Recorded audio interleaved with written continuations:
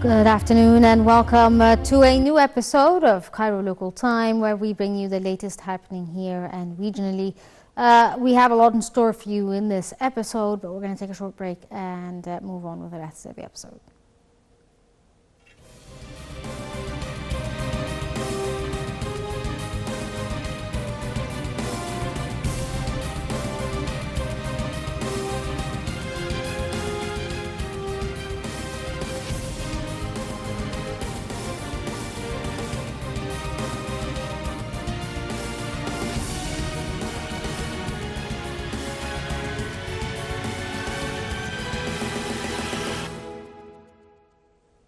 Welcome back. Foreign Ministry described the call an ultra-right Israeli minister to drop a nuclear bomb on Gaza Strip as evidence of the extent of deviation and extremism. President Abdel Fattah al-Sisi, this is, as you can see here, the images of a joint press conference between President Abdel Fattah al-Sisi and his South Sudan counterpart, Salva Kiir, where they spoke about settling the Sudanese crisis, and at the joint press conference they discussed the repercussions of the crisis in Sudan to the region, especially the immediate problems it may face, given that Egypt and South Sudan are their immediate neighbors. Now, President Abdel Fattah al-Sisi reiterated that they had agreed to intensify efforts and to contact with the Sudanese side to reach a settlement within the near future, adding that they discussed boosting political security and military coordination. The head of state said the talks with Kiir also reviewed the Grand Ethiopian Renaissance Dam and the path of negotiations to reach a binding deal. He pointed out that the talks reflected a political will by the two sides to expand strategic partnership in all fields. And for his part, President Kiir said the talks discussed bilateral and regional as well as international issues of common concern.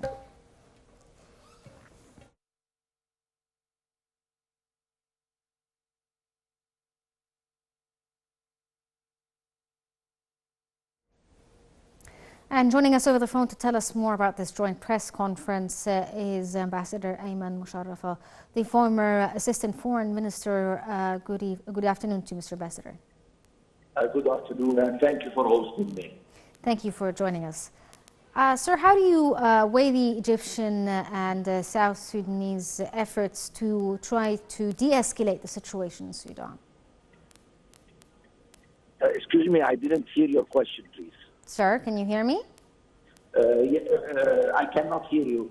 Yeah, sir, how do you review or see the efforts, the joint efforts between Egypt and South Sudan to de-escalate the situation in Sudan? Actually, I would be speaking first about the visit of the President of Sudan to Egypt. I mean, that's the 8th summit and the 8th visit of President Salva Kiir to Egypt. This is a very historical relation.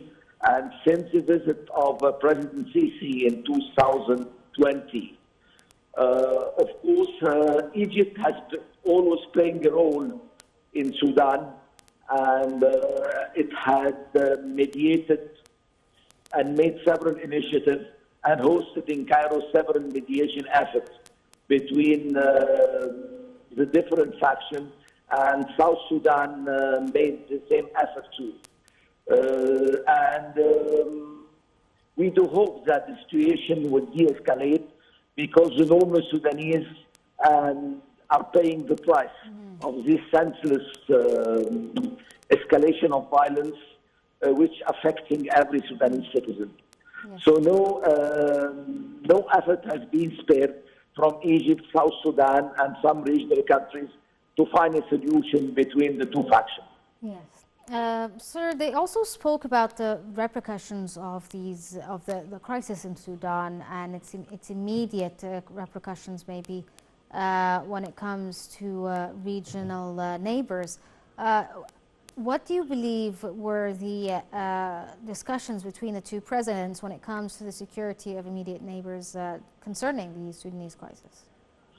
Of course, the repercussion of this crisis is disastrous on Egypt and on the neighboring country, You have already in Egypt, we have more 4 million Sudanese. And there is more than 2 million Sudanese internally displaced in Sudan. And another million which have took refuge in the neighboring country like Egypt, Chad, Central Africa, and other countries.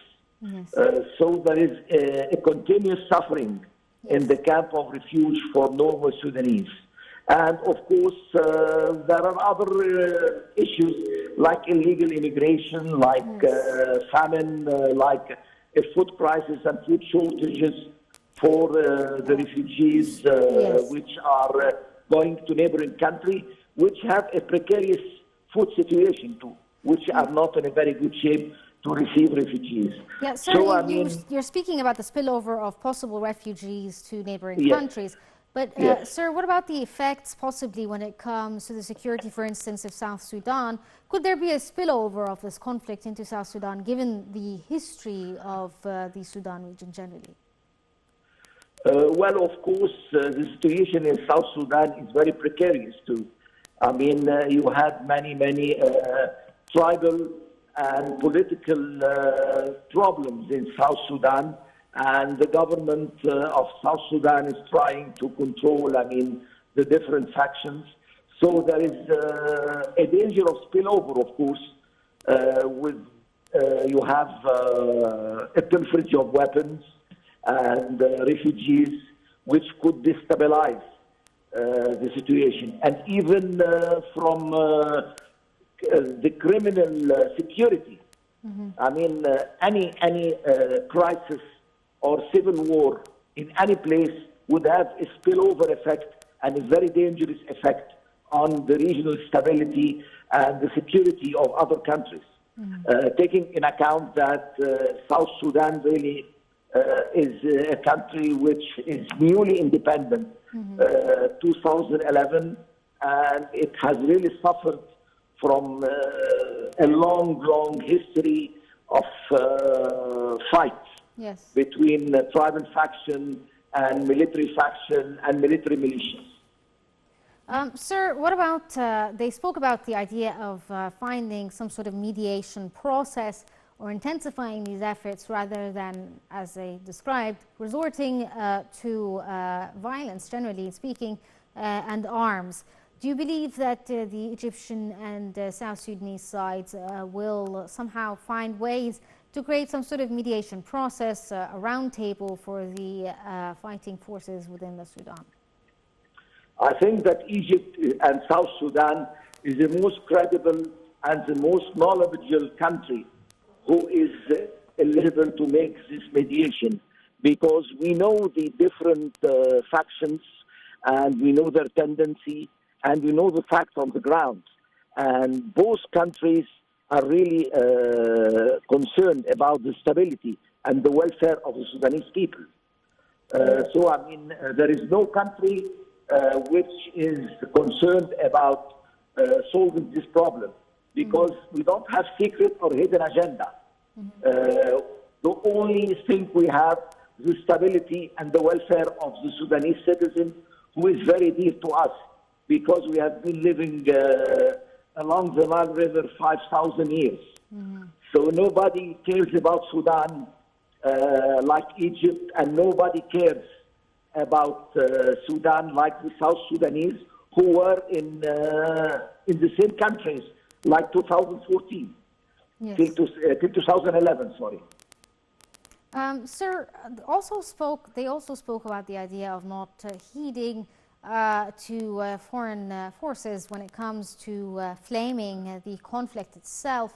Do you believe that, given the situation now as well with Gaza, I know this is not related, but the world's eyes are right now on Gaza and the focus is there. Given the messages that President Abdel Fattah al-Sisi gave and what President Salva Kiir also talked about when it came to foreign forces, and that there is not a lot of focus on what's happening in Sudan, do you think the situation could get worse since no one's really focusing on what's happening there? Of course, the Gaza saga have stole the screen, and the interest of the international community is solving other conflicts, Not only Sudan, you have the Ukrainian crisis and other regional crises.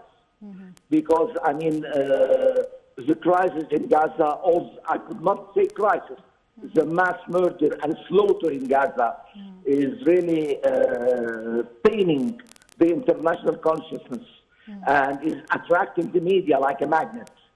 Because what is happening is not realistic. So, I mean, of course, this will have an effect of the attention and the focus of the international community on the Sudanese crisis. That's why I'm saying the regional country, they are the countries which are more interested and have an agenda to solve the problem of Sudan, because they are really the victim and the losers of such a crisis and the ongoing bloodshed in Sudan, unfortunately. Mr. Ambassador, do you think that they also spoke during the press conference itself about being Nile-basin countries and then the Ethiopian dam, and that there will be discussions with other countries as well about the situation? What did you read from what they said when it came to the Ethiopian? Well, I mean, the Renaissance Dam is a matter of life and death for Egypt. It's our lifeline. 95% of our water is coming from the dam. So, I mean, this matter is not negotiable. And we have been asked the African Union and all neighboring countries and all loving peace countries to intervene and to let the Ethiopian come to their senses and to negotiate in good faith to reach a solution. Because like that, it is going to be a disaster. And we want to be the Nile, I mean, a matter for a cooperation, not a matter of conflict. Yes. We want to be in a win-win situation. I hope that the Ethiopian would understand this and we will reach a solution soon. Sir, what about the idea? They also spoke about a joint bilateral cooperation between both nations, specifically when it came to technical training, for instance, for South Sudan, such as in the education field and so forth. What do you see when it comes to the bilateral cooperation in the future between both countries? I mean, we have a very good bilateral cooperation. The trade balance is around $1 billion a year. Which is a very good figure. And we have a technical program which involved agriculture, which involved electricity, petrochemicals, and other area of cooperation. I mean, we are extending the Egyptian expertise to our fellow brother in South Sudan in many, many fields. And even we have a branch of Alexandria University, which would be, I think, open very soon, an engineering and an agriculture university to start with. Yes. So, I mean, there is a great deal of cooperation in every field, and the field of pharmaceutical too. Yes. Here's to hoping for greater bilateral cooperation between two nations.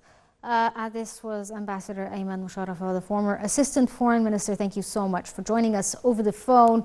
We're gonna take a look at the next report, which is Foreign Ministry describing the call of an ultra-right Israeli minister to drop a nuclear bomb on Gaza as evidence of the extent of deviation and extermination ideas of some decision makers within the Israeli government. Foreign Ministry spokesperson Ahmed Abu Zaid, in a short statement, said that it is an international community's responsibility to firmly confront this discourse of violence, hatred and racism. Here's the story.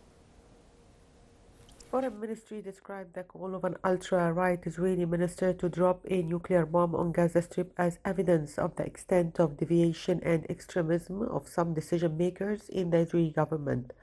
Foreign Ministry spokesperson Ahmed Abu Zaid, in a